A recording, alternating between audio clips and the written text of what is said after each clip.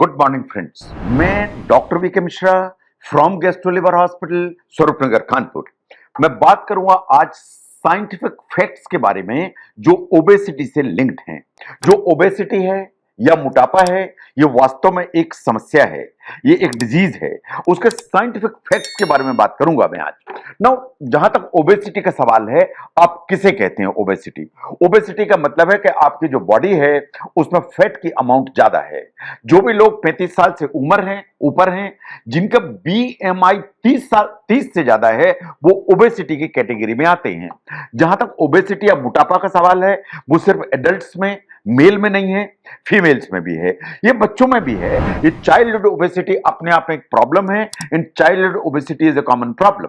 Now अगर हम ध्यान से देखें कि आप ओबीस किसे कहते हैं, जरा obesity and body mass index के कोरिलेशन को देखिए। अगर आपका जो बीएमआई है या बॉडी मास इंडेक्स है वो 25 से नीचे है तो आपको नॉर्मल माना जाता है। अगर आपका ये 25 से 30 के बीच में है तो आपको ओवरवेट माना जाता है। और अगर आपका ये 30 के ऊपर है, इसका मतलब यह है कि आप ओबीस हैं। नाउ अगर आप ओबीस हैं तो ऐसा भी नहीं है, जरा इस चार्ट को ध्यान से देखिए। अगर आपकी बीएमआई 18 से कम है, इसका मतलब आप अंडरवेट हैं, आपको वेट गेन करने की जरूरत है। अगर आपका जो बीएमआई वो 18.5 से 25 के बीच में है, इसका मतलब आपका वेट एकदम नॉर्मल है, आपको फिट माना जाएगा। अगर आपका बीएमआई 25 से 30 के बीच में है तो आप ओवरवेट की कैटेगरी में आते हैं। लेकिन अगर ये 30 के ऊपर है और 35 के बीच में है, यानी 30 और 35 के बीच में है, तो ये ओबेसिटी है, लेकिन ये क्लास 1 ओबेसिटी है। और अगर ये 35 से 40 के बीच में है तो ये क्लास 2 ओबेसिटी है। और अगर आपका बीएमआई 40 के ऊपर है तो ये क्लास 3 ओबेसिटी है, या आप इसे मॉर्बिड ओबेसिटी भी कह सकते हैं। तो ये अलग अलग बीएमआई की कैटेगरी हैं जो साइंटिफिकली हम डिजाइन करते हैं कि आप किस ग्रेड का आपको ओबेसिटी है। तो ये आप अपने बीएमआई चेक करिए और देखिए कि आप किस कैटेगरी में आते हैं। ना अगर हम ध्यान से देखें कि कितनी ज्यादा ओबेसिटी फैली हुई है, अगर हम यूनाइटेड स्टेट्स के फिगर्स को देखें तो उनका ऐसा मानना है कि 1/3 यूएस एडल्ट्स उनका बीएमआई 30 से ज्यादा है। इसका मतलब ये ओबेसिटी की कैटेगरी में है। और अगर ये हम 25 से 30 के क्राइटेरिया को लें या ओवरवेट के क्राइटेरिया को लें तो almost 2/3 adults in United states वो बेसिकली ओवरवेट हैं। तो अगर हम ध्यान से देखें को obesity is a very very common problem. ना ओबेसिटी से क्यों चिंता करने की जरूरत है, क्यों परेशान होने की जरूरत है? क्या ये सिर्फ कॉस्मेटिक प्रॉब्लम है, या आप देखने में ठीक नहीं दिखते हैं, या लोग आपको मोटा करके बुलाते हैं इसलिए प्रॉब्लम है? शायद नहीं। जो ओबेसिटी है वो क्रॉनिक मेडिकल कंडीशन है।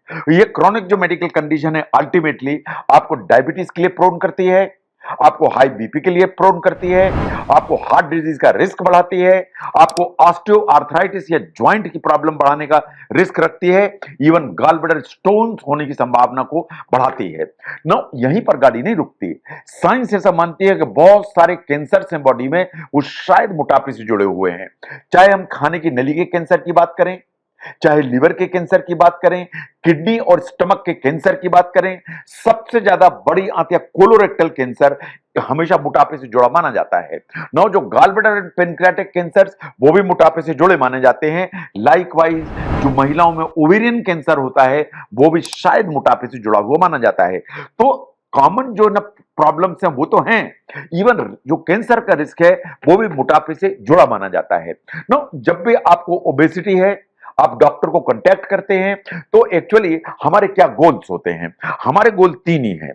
नंबर 1, आपका जो भी वेट है हम क्या करें जैसे कि ये वेट आगे ना बढ़ने पाए, ये है गोल नंबर 1। नंबर 2 का जो गोल है कि आपका जो टारगेट बीएमआई है, से फॉर एग्जांपल आपका बीएमआई 32 है और आपका टारगेट जो बीएमआई है वो 23 है, तो 32 से लेके इसको 23 पर कैसे लेके आए, उस वेट लॉस को कैसे अचीव करना, दैट इज बेसिकली नंबर 2। और नंबर 3, जब एक बार आपने अचीव किया तो लॉन्ग टर्म में इसको कैसे मेंटेन करके रखा जाए कि आपका वेट ना बढ़े, वो नंबर 3 का गोल है। तो ये 3 गोल है जिस पर हम काम करते हैं। नंबर 1, वेट कैसे ना बढ़े, जो बढ़ा हुआ वो कैसे कम हो, और एक बार कम हुआ तो दोबारा बढ़ने ना पाए। दीज आर 3 ट्रीटमेंट गोल्स जिसमें हम आगे की तरफ बढ़ते हैं। नो जब भी हम ट्रीटमेंट की बात करते हैं तो 3 अप्रोचेस हैं। नंबर 1, आपको लाइफस्टाइल मॉडिफिकेशन पर जाना पड़ेगा। लाइफस्टाइल मॉडिफिकेशन में हमेशा दो चीजें आती हैं, आपको डाइट चेंज करनी पड़ेगी एंड आपको अपनी फिजिकल एक्टिविटी को एनहांस करना पड़ेगा, वो भी आपको डाइटिशियन एंड एक जो है जिम ट्रेनर या एक पर्सनल ट्रेनर उसकी मदद लेके एंड डॉक्टर्स के सुपरविजन में, मतलब दिस इज द कॉम्बिनेशन जो आपको हेल्प करेगा। इन नंबर 2 पर आती है फार्माकोथेरेपी। बहुत सारी मेडिसिन अवेलेबल हैं आज की तारीख में जो वेट लॉस प्रमोट करने की ताकत रखती हैं, तो फार्माकोथेरेपी आती है नंबर 2 पर।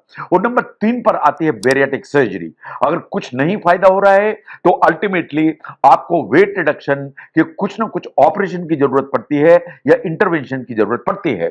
जो लाइफस्टाइल मॉडिफिकेशन की बात मैंने की, इसका मतलब यह है कि आपको डाइटरी चेंज चाहिए, आपको एक्सरसाइज चाहिए। तो जब आप लाइफस्टाइल मॉडिफिकेशन करेंगे तो आपका वेट धीरे धीरे धीरे धीरे नीचे की तरफ आएगा या मॉडेस्ट वेट लॉस आपका हो जाएगा। लेकिन इसकी 3 प्रॉब्लम है।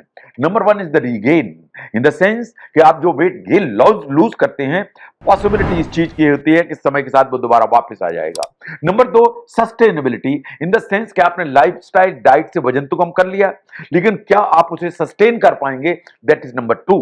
And number 3 age. बहुत सारे जो एडवांटेजेस हैं या जो आप कम कर पाते हैं वेट, वो यंगर एज में कम कर पाते हैं, लेकिन जैसे आपकी एज बढ़ती है उसको कम करना डिफिकल्ट हो जाता है, इसलिए कि आपकी दूसरी जो प्रॉब्लम्स है वो बैरियर हो जाती हैं। इन द सेंस कि आपको घुटने में दर्द है, अब आप एक्सरसाइज नहीं कर पाते, आपका वजन बहुत ज्यादा है, आपको चलने में सांस फूलती है।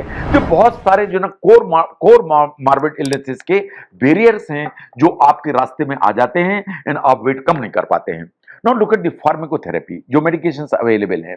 जो अवेलेबल फार्माकोथेरेपी है, साइंस ऐसा मानती है कि ये आपका 3 से लेकर 9% तक वेट कम करने की ताकत रखते हैं, in addition to the lifestyle alone. Now इसके अलावा प्रॉब्लम जो सबसे बड़ी है कि इनके बहुत सारे अनफेवरेबल साइड इफेक्ट्स हैं, जिसके चलते लोग इनको बहुत लंबे समय तक कंटिन्यू नहीं कर पाते हैं। नंबर 3 पर आती है बेरियाटिक सर्जरी। जो बेरियाटिक सर्जरी है शायद most effective and durable option है जो मोटापे से आपको छुटकारा दिला सकती है।